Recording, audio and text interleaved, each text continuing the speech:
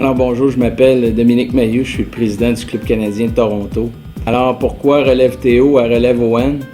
Écoutez, Relève Théo a toujours été sous le seuil de l'innovation. C'est d'ailleurs un des 3 critères par lesquels on juge nos candidats. On en était à notre 3e édition et c'est dans cette volonté de vouloir faire profiter à l'ensemble de la jeunesse franco-ontarienne les retombées du concours, notamment par une belle visibilité au niveau d'ici Ontario, qu'en collaboration avec nos partenaires Desjardins, Radio-Canada, on a eu des discussions à l'effet d'amener le concours à l'échelle provinciale et ça s'est fait tout naturellement et on est très content cette année de pouvoir participer, organiser la première version de Relève ON.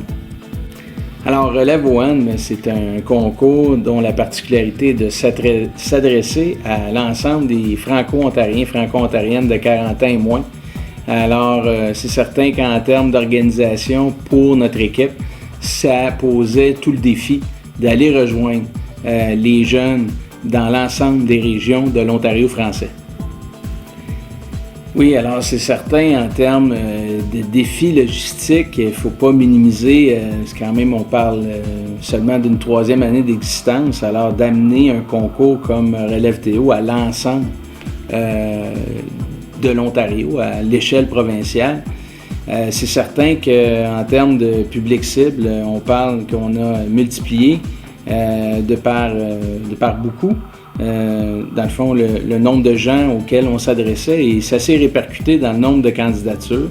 C'est certain qu'également en termes de défis logistiques pour l'équipe, ne serait-ce qu'en termes de représentativité de jury, il a fallu s'assurer qu'on ait des gens de l'ensemble des régions de l'Ontario qui soient sur le jury, avec les défis logistiques que ça pose quand vient le temps de réunir tous ces gens-là. Il faut bien entendu s'entendre que ça a eu lieu avant la pandémie. Aujourd'hui, je vous dirais, on va organiser un Zoom call, mais à l'époque, peut-être que la réponse n'était peut-être pas si évidente.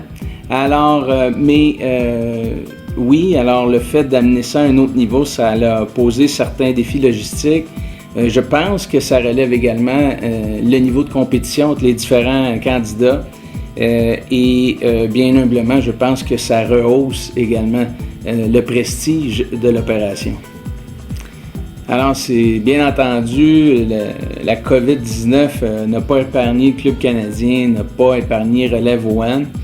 Alors, souvent, c'est un peu comme la pointe de l'iceberg. On a tendance à amalgamer Relève ON au gala. Mais en fait, je pense avoir réussi à vous l'expliquer. C'est un concours avec plusieurs étapes. Alors, on a été relativement chanceux. On a pu lancer le concours, on a pu créer le jury, on a pu organiser notre tournée.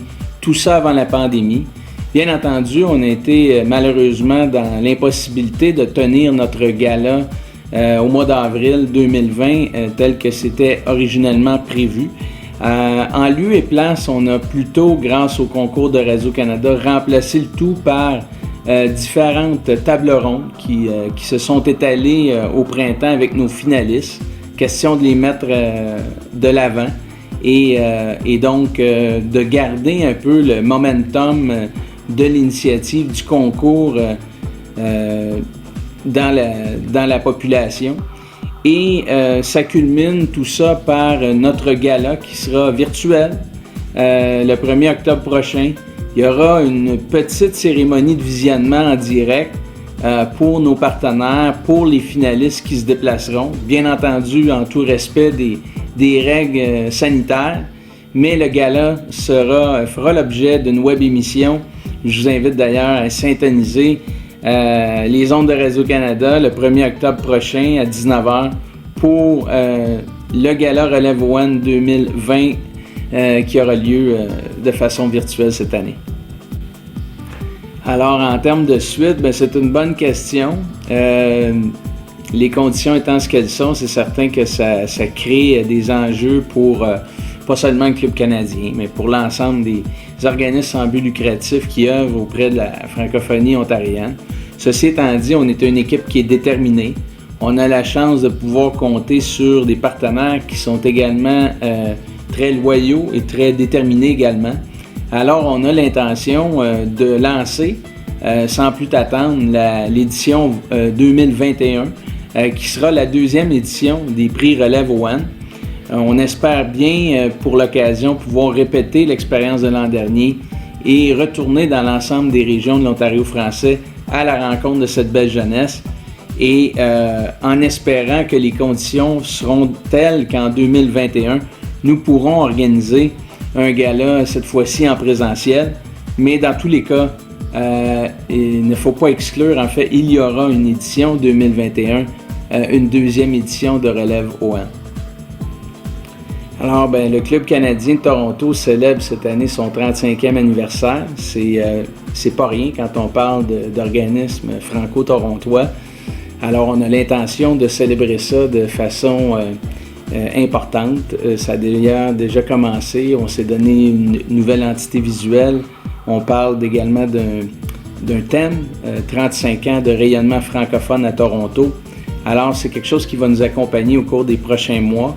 On a toujours cette volonté également au Club canadien de Toronto de donner une voix forte à la francophonie économique ontarienne. On a participé dans les derniers mois à différents chantiers du gouvernement de l'Ontario pour donner notre opinion, donner l'opinion des entrepreneurs francophones au niveau de la relance. On a l'intention de continuer dans ce sens-là, travailler avec les autres acteurs qui sont impliqués en développement économique.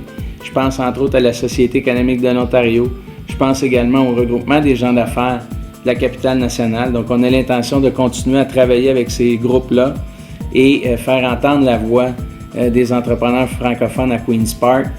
C'est important, je pense, comme communauté, de s'assurer qu'on soit attendu, notamment dans des moments aussi charnières qu'on peut l'être en ce moment.